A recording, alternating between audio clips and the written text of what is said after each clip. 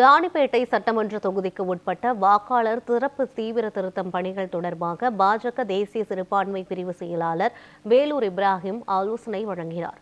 ராணிப்பேட்டை வாலஜாபேட்டையில் பாஜக சார்பில் எஸ்ஐஆர் வாக்காளர் திருத்த ஆலோசனைக் கூட்டம் நடைபெற்றது.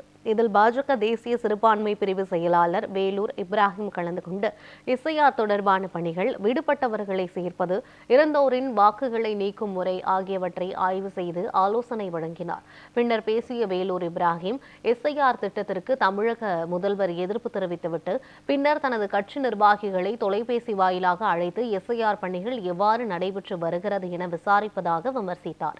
அமைச்சர் ஆர் காந்தியின் ஊழல் தொடர்பாக டிசம்பர் 29 முதல் 10 நாளைக்கு அறிவிப்புகள் வெளியிடப்படும் என கூறினார்.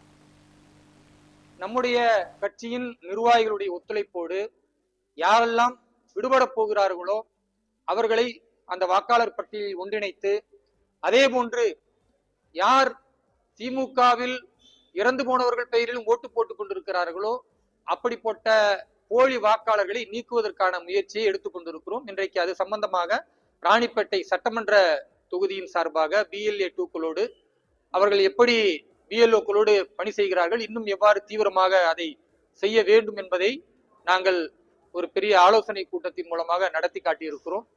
அது மட்டுமல்லாமல் SIR என்று சொல்லக்கூடிய இந்த தேர்தல் ஆணையத்தின் நடைமுறைய திமுக தலைவர் ஐயா ஸ்டாலின் எதிர்க்கிறார்.